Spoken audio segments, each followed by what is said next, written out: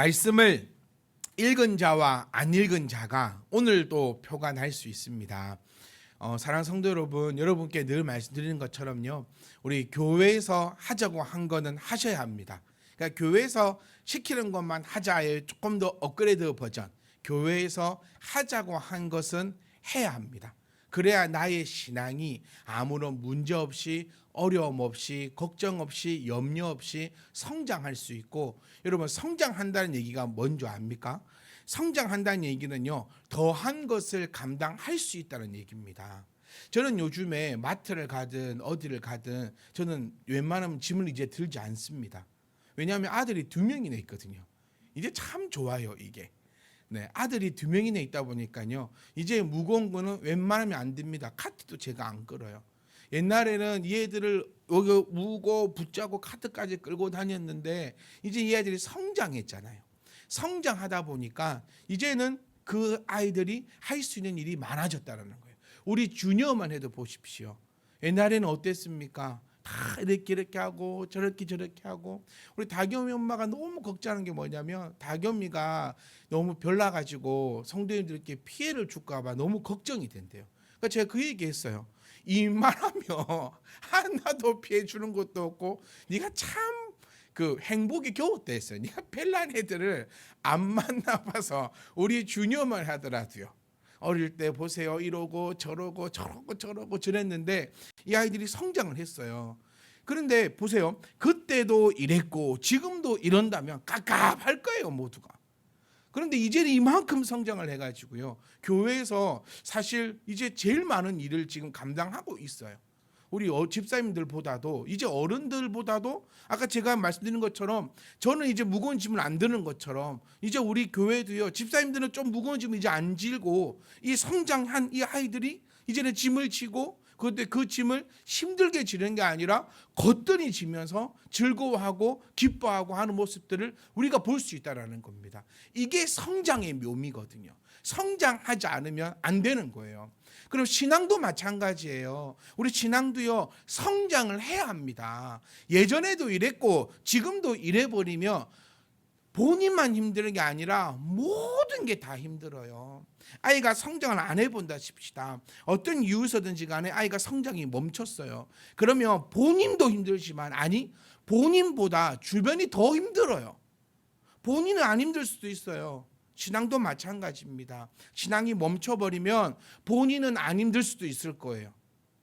하지만 주변 사람들은 다 힘들고 어려워질 수밖에 없다는 사실을 우리가 꼭 기억하셔서 성장을 하려면 그 필요한 과정들이 있다는 거예요. 그런 것처럼 교회에서 하자고 한 것은 하셔야 합니다. 그래야 내 신앙이 이제 성장할 수 있다는 거예요. 여기 모이신 분들은 주일 예배 때도 보면요, 우리는 지금 거의 또 갑자기 또 슬퍼지긴 하는데 새 가족이 없어요. 물 한 잔 마셔야겠네. 오랜 시간 동안 우리가 이렇게 함께 해왔어요. 이게 참 장점도 있고 단점도 있어요. 네, 그렇지만 하나님께서 또 좋은 길로 인도하시겠죠. 우리 이렇게 상황을 보면은 말씀도, 이 준비하는 과정도 그렇다라는 거예요. 우리가 이제 이만큼 성장했다라는 그 과정을 가지고 가는 겁니다. 저는 우리가 늘 꿈꾸는 거 있잖아요. 우리가 먼저 행복하고 우리 집에 쌀이 있어야 남에게 쌀을 내어줄 수 있다는 것처럼, 우리 교회가 왜 부흥이 안 될까? 목사님이 요즘 전도를 잘 안 하시나? 이렇게 생각하시는 것보다도 내가 지금 얼마만큼 성장해 있는가라는 것을 늘 점검해 보셨으면 좋겠어요. 그래서 교회가 성장이 안 되는 이유는 나 때문이다라는 그 결론을 가져갈 수 있는 거죠. 내가 성장이 안 되니 하나님께서 또 귀하고 복된 성도를 보내지 않으시는 거구나라고도 생각을 해야 돼요. 내가 성장해야 또 누군가가 왔을 때, 저는 주니어와 우리 다김이를 보면서 그 생각 참 많이 들어요. 우리 애들이 다 다김이를 안아주고 있거든요. 참 뭐 이렇게 보면은 참 언제 이렇게 성장했어. 그런 생각 안 드세요? 참 너희들 언제 커가지고 이렇게 하고 있어. 참 복된 것 같아요. 다겸이는 6명 7명 아이들이 둘러싸서 머리 다칠까 뭐 할까 다 이렇게 하고 있는 거죠. 저는 교회가 이래야 된다고 생각합니다. 우리가 영적으로 성장해 있다면 하나님께서 또 성장하고 또 회복하고 또 쉼이 필요한 하나님의 성도를 우리 가운데 보내실 거예요. 그럼 또 우리는 거기에 대한 책임을 갖고 그 사람과 함께 어울릴 수 있어야 된다라는 거예요. 제가 이렇게 좀 너무 긴 시간 동안 말씀드렸던 게 이거 하나입니다. 여러분, 저는 118편을 함께 읽자고 했었어요. 그러면 여러분 118편을 읽으셨어야 돼요. 그리고 이제부터는 118편 읽는 의무는 해제하려고 합니다. 네. 이렇게 치면 하루 종일 성경만 읽다가 끝나거든요. 그러니까 지금 지난주까지는 조금 강제적으로 반강제적으로 읽으세요라고 해서 내가 읽었다면 이제는 그 의무적인 것은 해제할 테니까 이제는 자유롭게 또 그렇게 보셨으면 합니다. 제가 이 말씀 드린 이유가 이겁니다. 오늘 이 118편을 마지막 절인데 이 큰 틀이 이번 일주일 동안 계속 읽어오신 분들은 이 제가 말씀을 드리면요 큰 틀이 잡히실 거예요. 지금 118편은요 ABC 형태로 나아갔습니다. 그러니까 이 전반과 후반을 나누어 보면 A, B, C를 얘기했어요. 그 A가 뭡니까? 감사라는 거였어요. 감사하는데 누구가 감사할 수 있다? 택함 받은 백성들이니까 너희는 감사하라라고 그렇게 이야기했습니다. 그리고 B는 뭐였습니까? 하나님의 능력을 나타내었어요. 내가 어떠한 하나님인가, 내가 어떠한가에 대한 것을 나타내었어요. 그리고 C는요, 여호와의 이름으로 너희가 나아가야 된다라고 그렇게 나타내었습니다. 그리고 후반절에도요, 내나 말이 좀 바뀌었었지 큰 문맥상으로 보면 또 A, B, C 형태로 나아가고 있는 것을 우리가 바라볼 수 있어요. 사랑하는 성도 여러분, 이 118편을 통하여서 하나님이 우리에게 주시는 가장 큰 것은 너희는 선택받은 백성이라는 겁니다. 그러니까 선택받은 백성은 감사할 수 있어요. 선택받지 못한 백성은 감사할 수가 없어요. 선택받은 백성은 하나님의 그 존재만으로도 감사하는 것이고 선택받지 못한 자들은요 어떠한 이유를 가지고만 감사하고 있는 사실을 우리가 발견할 수 있다는 거예요. 그래서 이 118편을 제가 여러분과 함께 나눌 때 시작할 때의 말씀을 드렸었어요. 믿지 않는 자, 택함 받지 않는 자하고 비교하지 말라고요. 그 사람들은 그 사람들끼리 사는 거예요. 우리는 우리끼리 사는 겁니다. 그런데 우리는 어떤 방법으로 살 것이냐라는 거죠. 하나님의 선택을 받은 사람들은 하나님의 방법대로 사는 거예요. 다르게 얘기하면 하나님의 방법대로 사는 사람을 하나님께 택함 받은 자들이다라고 표현할 수 있는 것이고 하나님의 방법이 아니라 세상의 방법대로 사는 사람들은 세상에게 택함을 받은 사람들이다라고 이렇게 쉽게 간단하게 한번 정리해 볼 수 있다는 겁니다. 오늘 우리 26절 말씀 보면 참 우리에게 좋은 단어가 나옵니다. 복이 있으며 라는 단어가 딱 나오고 있어요. 여러분 여기서 말하는 복은요 우리 항상 이 두 가지를 항상 잘 가지고 가셔야 됩니다. 영적인 복만을 이야기하는 것도 엉터리입니다. 그리고 육적인 복만을 이야기하는 것도 엉터리입니다.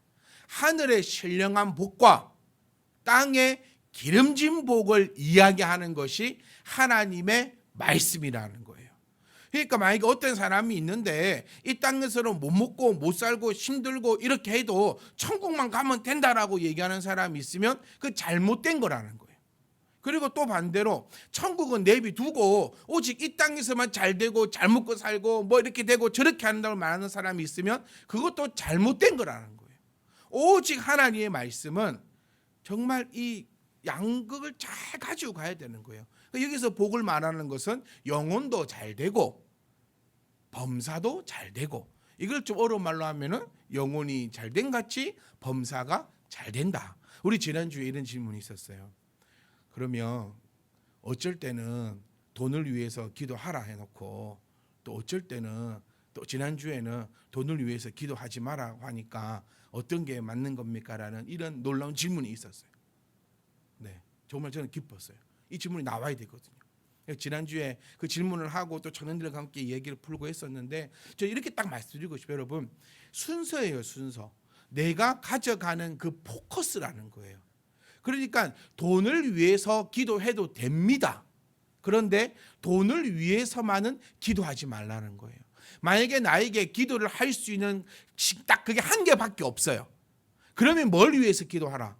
영혼을 위해서 기도하라는 거예요. 하지만 돈이 없을 때, 하지만 내 몸이 아플 때, 나에게 인생에 무슨 문제가 있을 때 그를 위해서 기도해도 됩니다. 하셔야 합니다. 왜냐하면 나는 인생이기 때문에.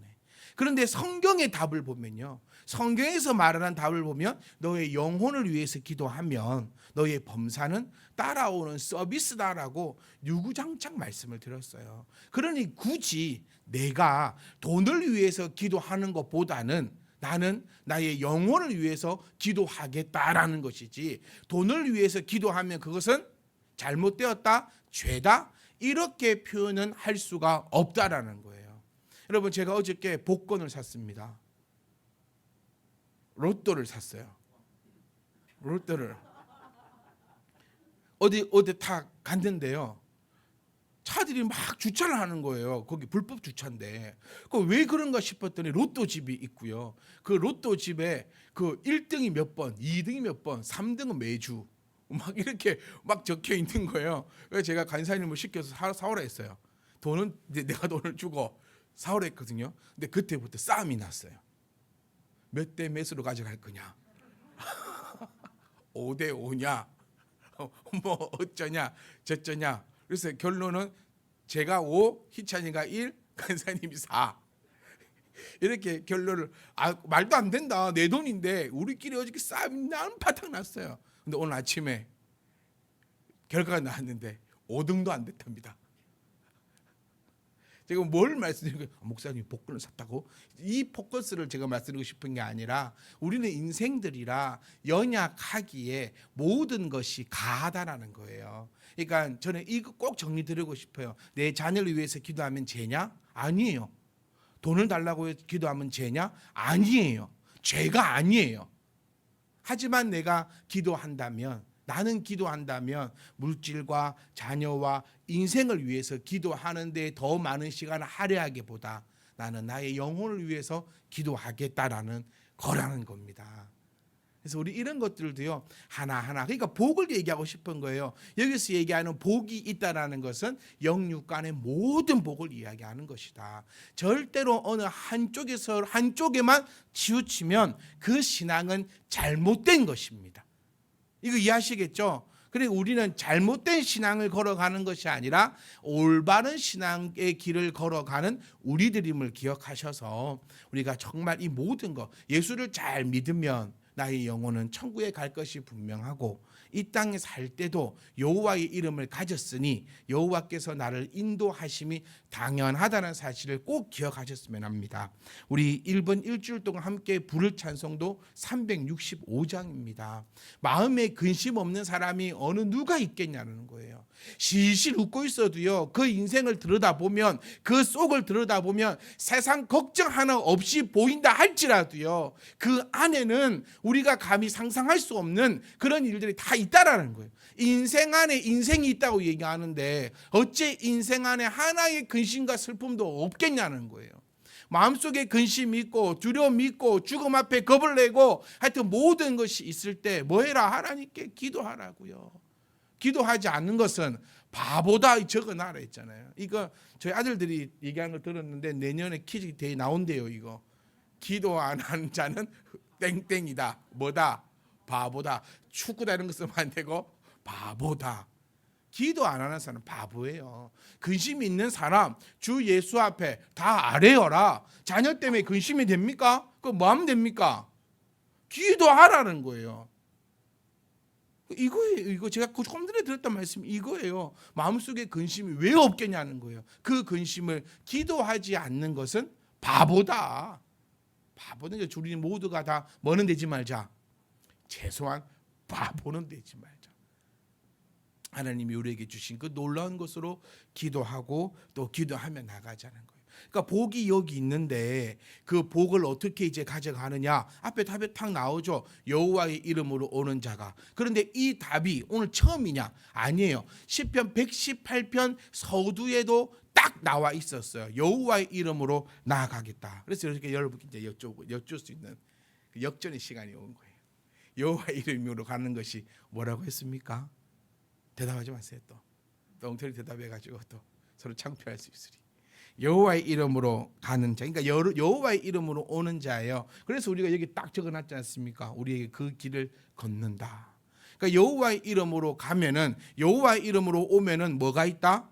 복이 있다. 다 따라해 볼까요? 여호와의 이름으로 오면 복이 있다. 요겁니다. 요거.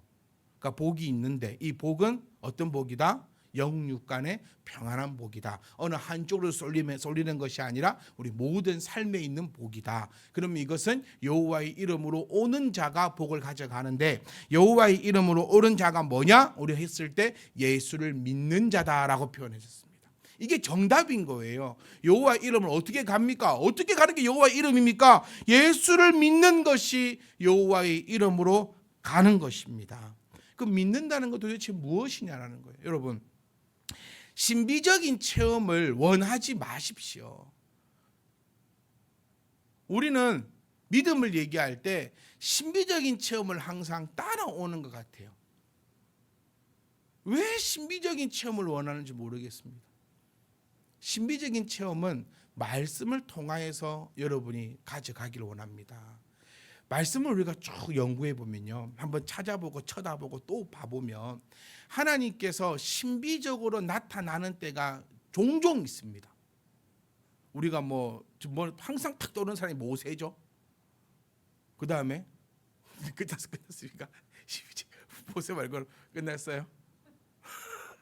더 이상 없어요? 뭐 엘리야도 있고요, 다니엘도 있고요. 또 하여튼 우리가 이름 아는 그 이름들을 보면 거의 다 막 이렇게 신비적인 체험들이 있는 사람들이에요. 그런데 이 신비적인 체험의 내용을 잘 보면요, 긍정적인 것이 아니라 대부분 부정적인 체험이에요. 자, 제가 예를 한번 들어볼게요. 왜 신비적인 체험이 싫다 하냐면, 저 여러분께 여쭐게요. 여러분의 아이가 죽을 병에 걸렸어요. 그거 원하십니까? 저는 절대로 원하지 않습니다. 여기서 신비적인 체험을 원하려면 어떠한 전제 조건이 따라와야 돼요. 그 전제 조건이 부정적이다라고 말씀드리는 이유가, 성경을 다 찾아봐도요, 다 부정적인 이야기들이지 이렇게 없어요. 신비적인 체험은 다 부정적인, 간증을 하러 돌아다니는 사람들의 이야기를 저는 왜 듣는지 어릴 때부터 궁금했어요. 스키장을 갔대요. 교통사고가 나갔고 혼수 상태에 빠졌대요. 이 전제 조건이 따라와야 된다니까요. 결론은 뭐였습니까? 하나님이 치유해 주셨다. 하나님이 우리 돈을 주셨다. 하나님께서 뭐 건강을 주셨다. 하나님께서 모든 걸 회복을 해 주셨다. 이게 결론이거든요, 항상. 근데 그 결론에 도달하기 위해서는 뭐가 필요합니까? 항상 전제 조건이 필요했어요. 저는 여러분께도 또 저에게도 묻고 여러분께도 항상 묻고 싶은 게 이거예요. 자녀로 얘기해 봅시다. 자녀가 죽을 병에 걸리면요, 안 엎드릴 사람 한 명도 없습니다, 우리 중에서. 아니, 죽을 병까지 가지 맙시다. 그냥 조금만 아파도요, 하나님 앞에 엎드립니다. 병원 갔다가 하나님 앞에 기도하는 거죠. 저는 이 점이 참 안타까워요. 신비적인 체험 원하지 말라고요. 왜 내 아이가 아파 죽으면 무릎을 꿇고, 왜 내 집이 다 망하고 나면 무릎을 꿇고, 내가 왜 다 이렇게 저렇게 됐을 때 무릎을 꿇냐고요. 그리고 나서 그것이 회복되면 하나님의 은혜를 받았다라고 얘기하는 그런 신비적인 체험을 저와 여러분들이 절대로 경험하거나 원하거나 그럴 일이 절대로 없기를 원합니다. 그러니까 여러분, 입으로도요 그런 말 하지 말라고요. 신비적인 체험이 있으면 내가 하나님을 딱 믿겠다, 이렇게 말씀하시는 분 우리 가운데 있지 않습니까? 혹시 신비적인 체험이 딱 있으면 좋겠다, 나에게 하나님이 딱 나타났으면 좋겠다. 성경에서 하나님을 보면 죽습니다. 하나님의 얼굴을 보지 않으려고 얼마나 예를 쓰고 있는 이 장면들을 볼 수 있다라는. 그러니까 어쩌면 우리가 무식해서 그런 얘기를 할 수도 있어요. 그러니까 신비적인 체험을 원하지 하세요. 신비적인 체험을 하지 않고 믿는 것이 복된 믿음이라는 거예요. 보고 믿는 자는 복이 되지만 안 보고 믿는 자는 더 복이 된다는 겁니다. 신비적인 체험을 원하신다는 그런 말씀도 하지 마세요. 하나님, 저는 신비적인 체험을 원합니다. 아니요, 저는 원하지 않습니다. 하나님, 저는 신비적인 체험을 하나도 원치 않아요. 저는요, 홍해가 갈라지는 게 내 눈앞에 안 나타났으면 좋겠어요.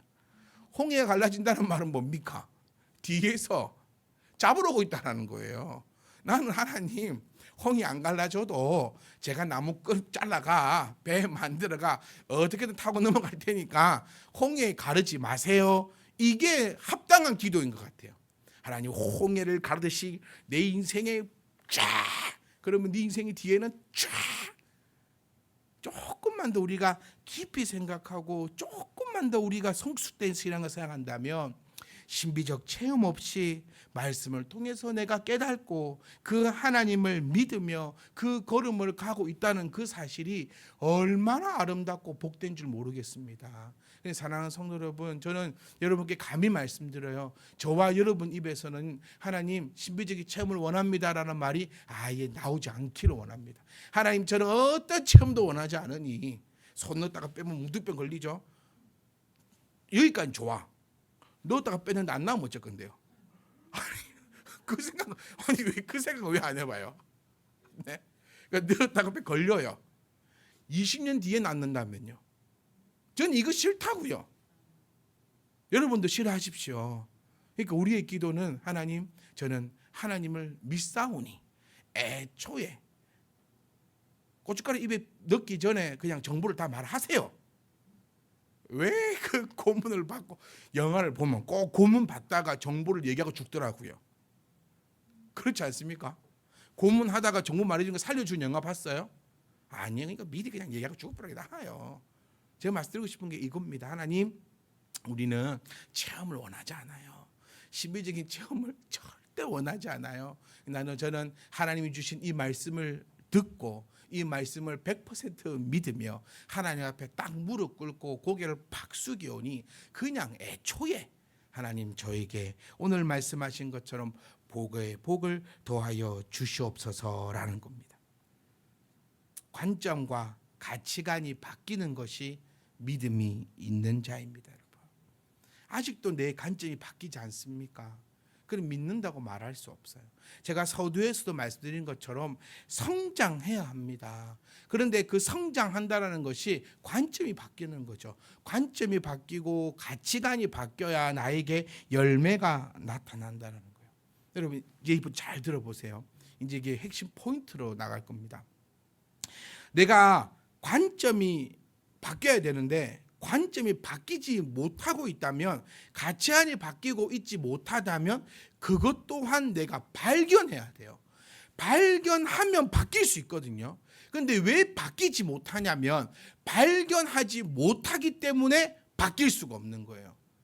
그러니까 내가 하나님을 믿어요. 주님을 믿어요. 나의 가치관이 이렇게 가야 되는 것을 먼저 인지해야 됩니다. 내가 이 길로 쭉 가야 되는 것을 먼저 인지를 해야 돼요. 그거 인지 못하면 절대로 그렇게 갈 수 없어요. 내가 기도해야 된다는 것을 인지를 해야 된다고요. 그 인지를 못하면 기도를 안 하는 거죠. 나는 지금도 기도 많이 하고 있어라고 생각해버리면 더 이상 하지 않는 거예요. 그런데 나는 기도를 내가 못하고 있구나, 내가 이렇게 안 되고 있구나, 인지를 먼저 하는 거죠. 인지를 딱 하게 되면 내 마음에 상함이 옵니다. 내 마음에 상함이 와야 돼요. 나는 원래 이래, 하나님 이해하실 거야. 이거는 잘못된 신앙이에요. 내가 이렇게 하지 못했던 거에 대한 상함이 딱 와야 돼요, 마음에. 그러면 그 상함을 숨기지 말고 닦지 말고 그 상함 있는 그대로 하나님 앞에 딱 나가는 거예요. 이게 제일 중요합니다. 이게 딱 나가야 돼요. 그러면 우리가 알고 있듯이 하나님은 어떤 분입니까? 마음이 상한 자를 고치시는 거예요. 이 마음이 상한 자를 누가 고쳐주셔야 됩니까? 하나님이 고쳐주셔야 내가 완벽하게 치유가 된다는 것은 이제 가치관이 바뀌어진다는 거예요. 이 과정이 안 되니까 우리는 늘 가치관이 바뀌지 못하고 관점이 바뀌지 못해서 하나님의 생각대로 나아가지 못하고 항상 내 생각대로만 가고 있는 거예요. 하나님의 그 길을 가야 되는데, 주님의 길을 가야 되는데 내가 그곳에서 떠나지 못하니까 계속 그 길만 가고 있는 거예요. 포인트를 딱딱 생각하셔야 됩니다. 먼저는 발견하셔야 되고, 두 번째는 마음이 상해야 되고, 여기서 중요해요. 상함을 내가 고치지 말라는 거예요. 내가 고치면 안 됩니다. 이거 가지고 주님 앞에 그대로 나아가야 됩니다. 주님 앞에 나아간다는 말이 뭘까요? 이 상태 그대로 하나님께 고백하며 기도하는 거예요. 하나님 앞에 속임이 있어버리면, 제가 늘 말씀드렸지만 하나님 앞에는 속일 수가 없어요. 이게 우리가 하나님을 믿는 이유라 했잖아요. 절대로 속일 수 없어요. 그러니까 오히려 신앙의 마음이 편합니다, 여러분. 뭐 한 개 속이고 있어 보세요. 마음이 얼마나 불편합니까? 근데 하나님 앞에는 마음이 너무 편해요. 왜냐하면 애초에 속일 수가 없으니 애초에 안 속이거든요.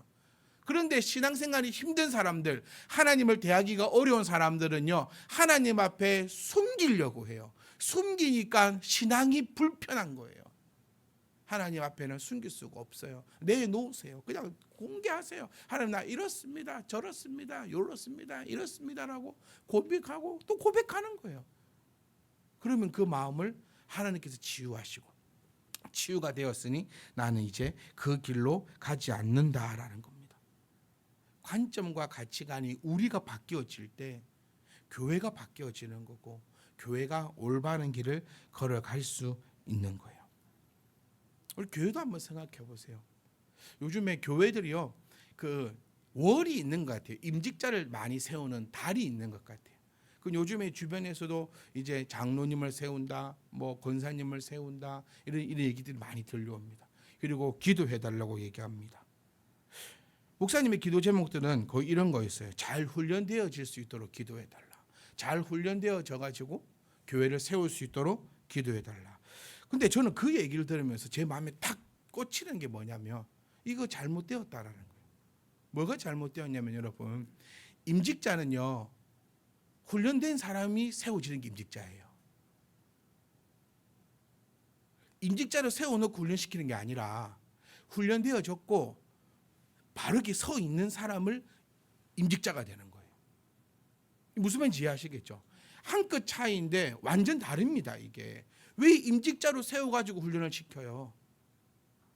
그거는 그 사람을 위한 거예요. 아, 교회 이쯤 다녔으니까 이 정도 감투는 씌워줘야 되더라. 저는 여러분께 참 죄송하고 감사한 건 뭐냐면, 여러분들이 아무도 감투를 요구하지 않는다라는 거예요. 우리도 다 어쩌면 그럴 수 있겠지만, 신앙생활 하면요, 장로님이 된다는 건 정말 가문의 영광이잖아요. 권사님이 된다는 것도 가문의 영광이에요. 집사님이 된다는 것도 여러분 가문의 영광인 거예요. 저는 늘 자랑하고 제 마음에 다짐하는 것이, 다른 교회의 100명의 장로님보다 우리 교회 한 명의 집사님이 훨씬 더 뛰어나다, 저는 믿습니다. 아멘. 여러분이 하시고 있는 거, 여러분들이 서약하는 거, 여러분들이 받는 것들, 모든 게 어떤 교회와 비할 수 없는 그 놀라운 것들입니다. 이런 집사님들이 안 계세요. 진짜로.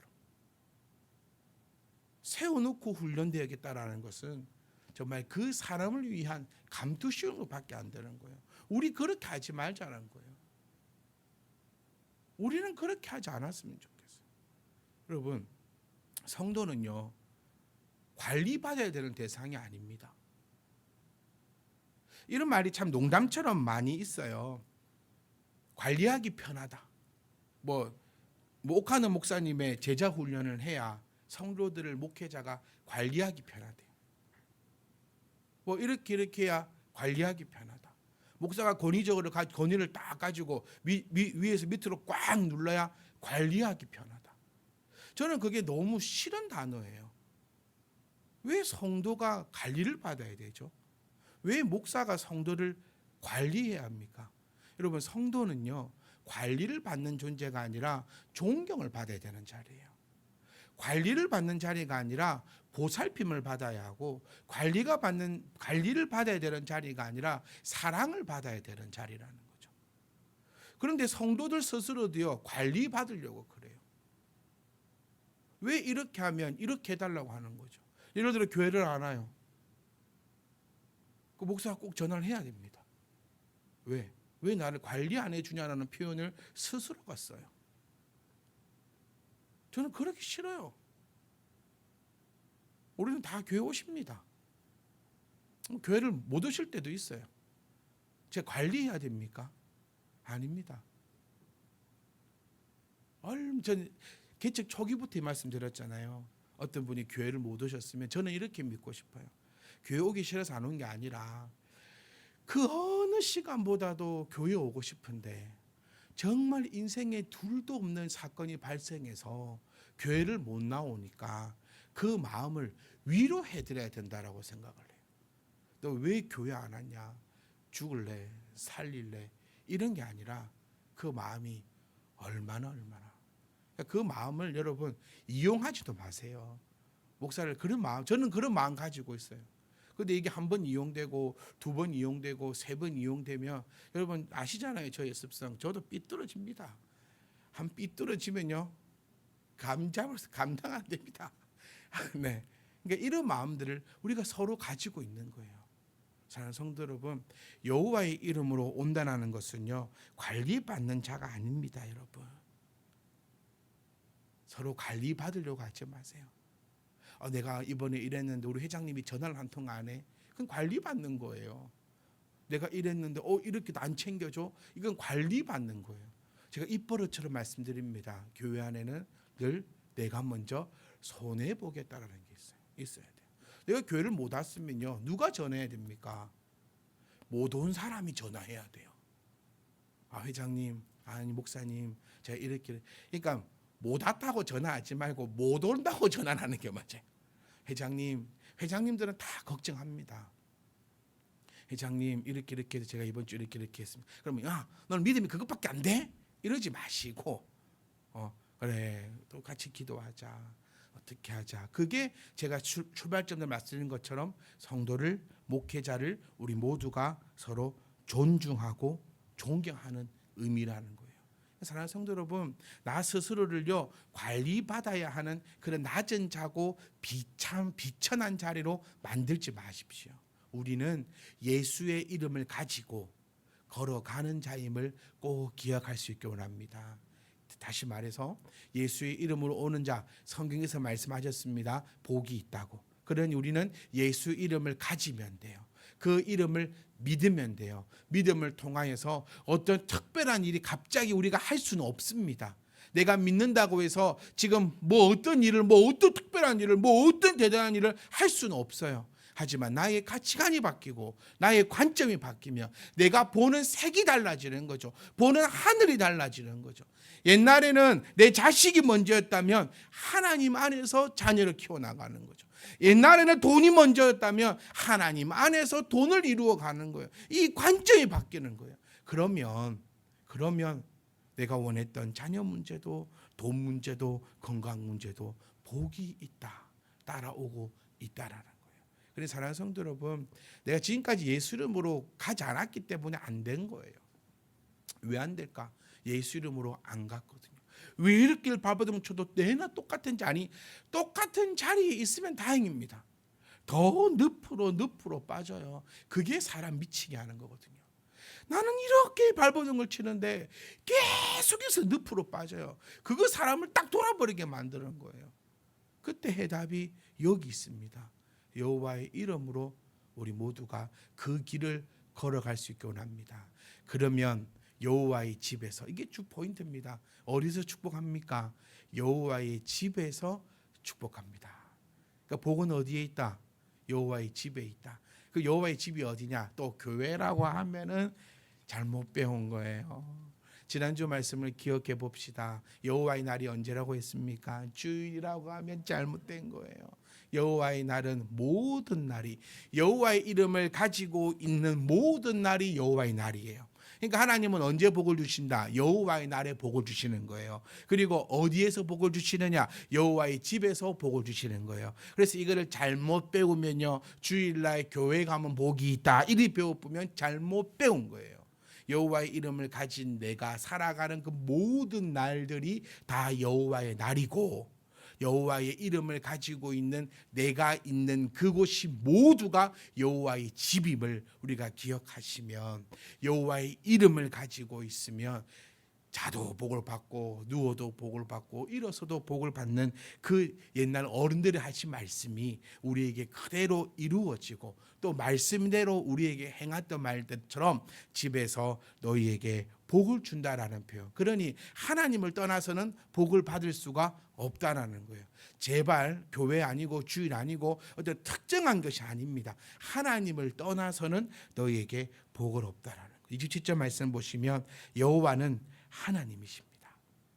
또 나타나요. 하나님의 능력에 대해서 계속 반복적으로 이루어집니다. 그러니 이것이 성경의 전체의 내용이고 우리 신앙에 있어서 얼마나 귀중한 것임을 다시 한 번 더 발견할 수 있다는 거예요. 그리고 오늘 딱 집에 가셔서 마지막으로 18편을 이제 작별 인사를 구하면서 한 번 더 이제 읽어보시면은 이제 이것이 내 눈에 탁 보여지면서 박수를 탁 치면서 기뻐하는 일이 벌어질 거라는 거예요. 여호와는 하나님이십니다. 그가 우리에게 빛을 비추셨어요. 그가 우리에게 빛을 비추셨다는 얘기가 뭡니까? 그 어느 누구도 우리를 어둠으로 바꿀 수 없다라는 거예요. 이게 중요한 거예요. 그가 빛을 비추셨다는 게. 우리 앞전에서도 계속 얘기했어요. 하나님은 막을 자는 없어요. 하나님이 계획하시면, 하나님이 빛을 비추시면 그거를 없어요. 우리 호세아서를 통해서도 또 반대되는 얘기지만 하나님의 저주를 끊을 자도 없어요. 이게 하나님이십니다. 그러니 하나님 빛을 딱 비추셨어요. 그러니 우리는 좀 뒤에 어렵게 표현되어 있지만 재물을 제단 뿔에 메어라는 것은 하나님 앞에 예배하라라는 거예요. 하나님이 우리에게 빛을 비추셨어요. 그러니 그 빛을 어느 누구도 그거를 가릴 수 없으니 우리는 아무 염려하지 말고 하나님께 예배하는 것입니다. 예배는요 아무것도 염려하지 않고 하는 거예요. 그러니까 조금만 더 우리가 고급적으로 생각해 보면 예배하라는 얘기는 내가 너로 하여금 예배할 수 있도록 채우겠다는 말씀이세요. 예배는 근심 걱정이 없어야 이루어집니다. 그러니 너는 내가 너에게 빛을 비출 때니 너는 뭐해라? 예배하라는 겁니다. 주는 28절 말씀입니다. 나의 하나님이시다. 또다시 감사하고 또다시 찬양하잖아요. 이게 성도의 삶입니다. 성도의 삶을 한마디로 요약해 봅시다. 하나님 앞에 감사하며 나아갑니다. 그리고 내 안에는 하나님을 향한 그 믿음으로 가는 그 걸음이 전부 주의 이름으로 가는 거예요. 성도는 그래야 돼요. 하는 그 모든 게 다 주의 이름이어야 되는 거예요. 그러니까 무엇을 먹든지 마시든지 주의 영광을 위해 살아는 것은 어떠한 특정한 행위를 하라는 것이 아니라 믿는 내가 하는 모든 것들은 다 주의 영광을 나타내고 있음을 발견할 수 있어야 돼요. 책임은 결정은 누가 합니까? 결정. 내가 이렇게 딱 하겠다. 결정은 최고 결정권자가 하는 거예요. 그러면 책임을 또 누가 지는 겁니까? 결정한 사람이 책임을 지는 거예요. 이거를 곰곰이 생각하셔야 돼요. 결정은 누가 짓는다? 결정은 내가 짓는 게 아니고 결정은요 그 결정의 최고의 결정권자가 딱 짓는 게 결정이에요. 그러면 그 책임도 그 결정한 자가 짓는 거예요. 내가 이걸 먹겠다. 누가 결정을 하죠? 내가 결정을 하는 거예요. 내가 책임져. 내가 먹는다는데. 그럼 주변에서는 뭐라고 합니까? 먹지 말라는 거예요. 먹지 마라. 썩었다. 상했다. 먹지 마라. 막 먹지 마라 해요. 근데 결정은 누가 합니까? 내가 먹게 내가 결정한다. 그리고 딱 먹어요. 그 책임은요. 아파도 누가 아픕니까? 네가 아파요. 왜? 네가 먹었으니까. 그래 놓고 못된 사람은 뭐라 합니까? 좀 더 말리지 그랬어. 근데 더 격하게 말렸어야지. 그리고 혼자서 짜증을 내요. 이게 접니다. 다른 사람 얘기가 아니라. 결정은 결정까지가 하는 거예요. 책임도 그 결정까지가 책임지는 거예요. 그래서 저는 우리의 결정은 하나님이 하라고 맡겨뒀으면 좋겠어요. 그럼 책임 누가 집니까? 하나님 지세요. 이게 나의 하나님이시다라는 그 고백입니다. 하나님을 찬양하고 감사합니다. 그리고 내 안에 예수 이름을 다 가지고 가니까 그 날이 무슨 날입니까? 주의 날입니다. 그곳이 어느 곳입니까? 주의 집입니다. 그러니까 내가 가는 걸음마다 하나님께서 복을 더하십니다. 그러니까 나는 그리고 또 한 개 더 오죠. 내가 그 빛을 비췄다. 얼마나 용기가 자신감이 아무도 못 꺼내 그거 딱 가는 거예요. 그러니까 또 어떻게 되겠습니까? 주는 나의 하나님이십니다 라는 고백이 절로 나올 수밖에 없어요. 내가 주께 감사하리다 라는 말이 절로 나올 수밖에 없어요. 주는 나의 하나님이시라 라는 말이 또 나올 수밖에 없어요. 또 내가 주를 높이리다 이 말이 포커스인데요. 내가 주를 높이리다라는 말은 하나님이여 계속해서 나에게 이런 복을 더하여 주시옵소서라는 그 포인트의 단어입니다. 내가 주께 높이리다. 29절 말씀에 여호와께 감사하라. 이제 마지막 도장을 딱 찍는 겁니다. 그는 선하시며 그의 인자심이 연하. 선하다는 말이 어떤 의미를 가지냐면요, 선함은요 변하지 않는 것입니다. 그러니까 이 의미를 잘 생각해 보세요. 그러니까 좀 못된 거예요. 어떻게 보면 하나님을 향해서 주는, 우리 신앙 고백하고 비슷한 겁니다. 주는 미쁘시사. 우리는 미쁨 너무 못됐잖아요. 우리는 미쁨이 없을지라도 주는 미쁘시니 항상 똑같은 거예요. 그는 하나님은 선하지 않으십니까? 그러니 노하기는 더디하실 것이고 나에게 주셨던 이 은혜를 빼앗아 가지 않을 것이며 늘 나에게 복을 더해주실 겁니다. 왜냐고요? 하나님은 선하시니까요. 그리고 그게 언제까지인 줄 아십니까? 하나님의 인자심은 영원하지 않습니까? 그러니 나에게 영원히 복을 더하여 주시옵소서라는 고백이 바로 시편 118편의 핵심적 내용입니다. 사랑하는 성도 여러분, 저는 여러분께 부탁드리고 원합니다. 굴곡진 인생, 굴곡진 신앙이 아니라 늘 시편 118편 이 말씀처럼 선하시며 그의 인자심이 영원하기를 주의 이름으로 부탁드립니다. 그래서 내가 책임지려고 하지 말고요, 내가 결정하지 마세요. 내가 결정하지 말고 내가 뭔가를 결정해야 될 때 하나님 앞에 한 번만 무릎 꿇으십시오. 내가 무언가를 결정해야 될 때 하나님 나에게 지혜를 달라고 한 번만 간구하십시오. 그러면 하나님께서 어쩌면 오늘처럼 말씀을 통하여서 또 어쩌면 개미 한 마리를 통해서라도 나에게 지혜를 더해 주실 겁니다. 그리고 책임은 하나님이 지실 겁니다. 왜냐하면 하나님은요 선하시고 그의 인자심은 영원하거든요.